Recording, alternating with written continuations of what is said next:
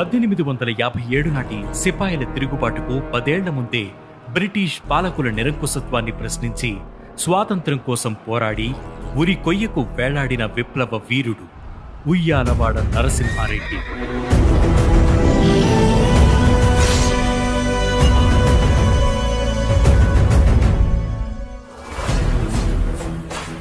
ఉద్యమం మొదలుపెట్టిన ఏడాదిలోనే ప్రాణాలు విడిచినప్పటికీ వేల మందిలో పోరాట స్ఫూర్తిని నింపిన ఈ యోధుడి గురించి ఈరోజు అనగనగాలు.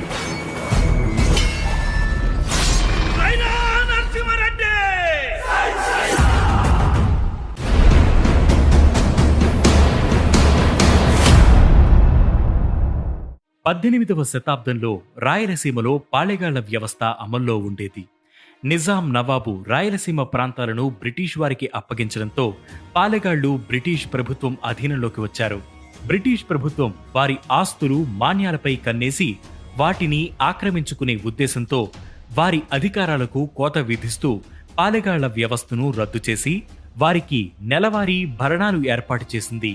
ఇప్పటి కర్నూలు జిల్లాలోని ఉయ్యాలవాడకు పాలెగాడిగా నరసింహారెడ్డి తండ్రి పెదమల్లారెడ్డి ఉండేవాడు. నరసింహారెడ్డి తల్లి నీలమ్మ పెదమల్లారెడ్డి రెండో భార్య. ఆమె తండ్రి జయరామరెడ్డి కూడా జమీందారే. అతనికి కొడుకులు లేకపోవడంతో మనవడు నరసింహారెడ్డిని దత్తత తీసుకున్నారు. జయరామరెడ్డి మరణం తర్వాత అతడి వారసుడైన నరసింహారెడ్డికి భరణం ఇచ్చేందుకు బ్రిటిష్ ప్రభుత్వం నిరాకరించింది.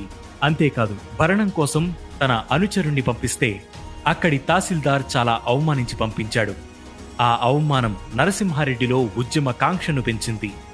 ఇతర పాలెగాళ్లను కూడగట్టుకుని 500 మంది బోయ సైన్యంతో కలిసి 1846 జూలై 10న బ్రిటిష్ ట్రెజరీపై దాడి చేసి 805 రూపాయలు 10 అణాల 4 పైసలను కొల్లగొట్టారు.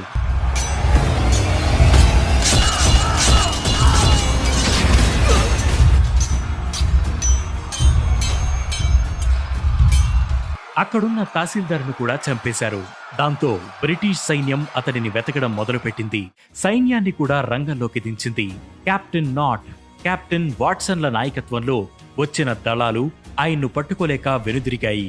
చివరికి ఉయ్యాలవాడను పట్టించిన వారికి 10,000 దినారాల బహుమతి అందజేస్తామని రివార్డ్ ప్రకటించింది. జూలై 23న నరసింహారెడ్డి గిద్దలూరు వద్ద కెప్టెన్ వాట్సన్తో యుద్ధం చేశారు. దాంతో నరసింహారెడ్డి కుటుంబాన్ని పట్టుకుని కడపలో ఖైదు చేసింది బ్రిటిష్ ప్రభుత్వం.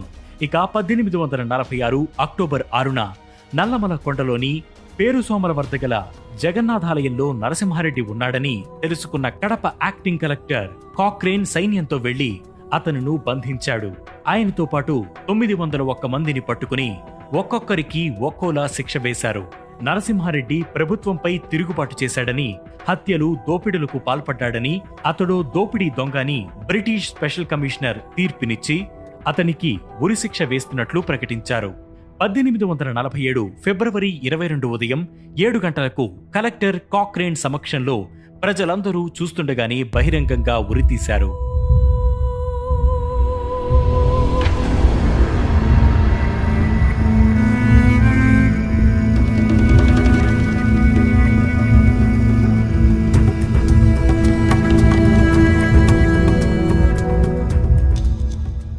విప్లవకారులు భయపడేలా నరసింహారెడ్డి తలను 1877 వరకు 30 ఏళ్ల పాటు కోయింకుంట్ల కోటలో ఉరి కొయ్యకు వేలాడదీసి ఉంచారు. కానీ ఆ చర్యతో ప్రజల్లో భయం కాకుండా పోరాడితే ఎప్పటికైనా విజయం సాధించే తీరతామన్న భావన పెరిగింది. ఉయ్యాలవాడ నరసింహారెడ్డి ప్రాణాలు వదిలిన 100 ఏళ్లకు మన దేశానికి స్వాతంత్రం వచ్చింది.